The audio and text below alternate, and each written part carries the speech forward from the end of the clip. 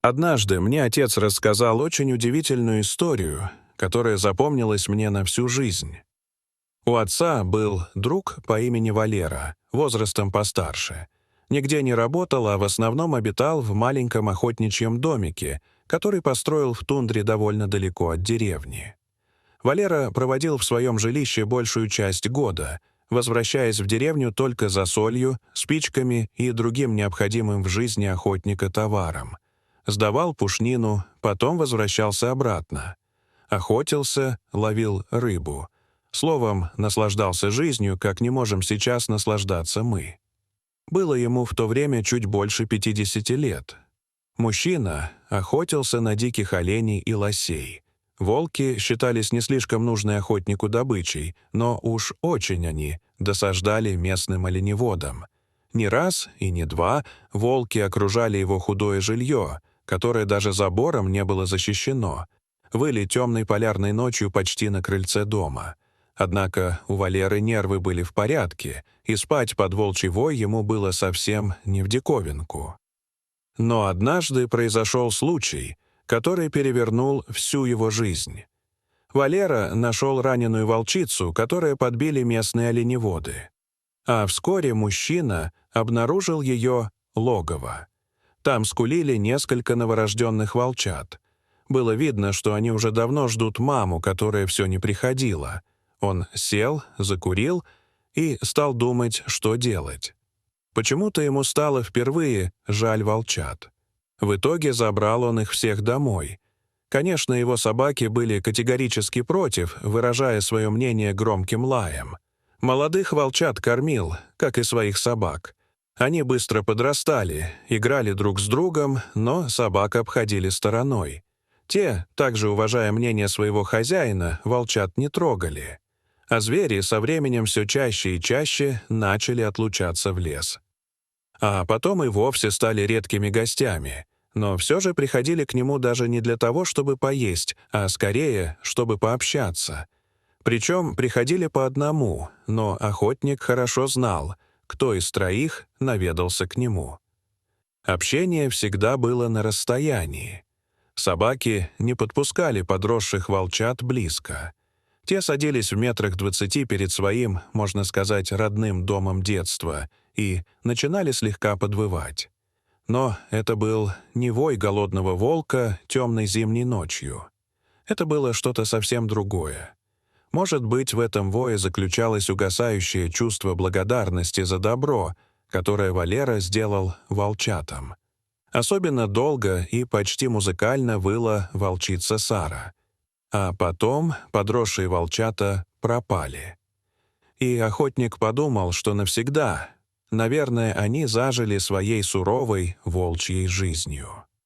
Однажды Валера провалился под лед недалеко от своего лесного дома и серьезно заболел. Когда приполз в свою избушку, жар был очень высоким. Он разделся, натерся медвежьим жиром и лег в постель. Особенно не беспокоился, такое иногда случалось. Однако на этот раз болезнь оказалась более коварной, чем прежде. Жар прошел, но охотник чувствовал страшную слабость, которая не давала возможности далеко отлучиться от дома. А потом он и совсем слег. Впрочем, лекарств в избушке хватало. Валера всегда заготавливал лечебные травы, таблеткам он не доверял. Однако даже эти народные средства не помогали.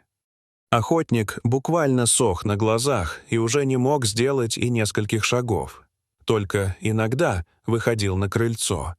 Но самое плохое во всей этой ситуации было то, что заканчивались запасы еды. Добраться до поселка Валера уже не мог. Собаки, правда, добывали себе пропитание в лесу, но, естественно, с хозяином не делились. Оставалось только надеяться на Бога. Несколько раз по ночам Валера слышал знакомый волчий вой. Или ему это чудилось. «Неужели Сара?» — думал он, подозревая самого себя, что у него начались галлюцинации. На то, что его будут искать, Валера не надеялся. Не пришел охотник со своего участка, но и списали его. Никто не пойдет в лесу искать человека, да и бесполезно это. Вертолетов не было. не было даже снегоходов. Найти в таких условиях пропавшего охотника было просто невозможно. Понимая все это, Валера приготовился к смерти. Когда начались страшные морозы, Валера запустил в дом собак. Той ночью волчий вой был особенно продолжительным. Утром вышел мужчина на крыльцо, а собаки с громким лаем выскочили за ним и тут же начали остервенело что-то рвать друг у друга. Валера схватил палку и кое-как отбил у голодных псов большой кусок оленины. Он глазам своим не поверил. Откуда это взялось? Отрезал кусок собакам и вернулся в дом, сварил суп. Подкрепившись, он опять вышел из дома. Подошел к тому месту, где нашел мясо, а точнее часть дикого оленя со шкурой и шерстью. И среди следов боровшихся друг с другом собак нашел волчьи следы. Причем волк подходил к этому месту спокойно, словно его никто не тревожил.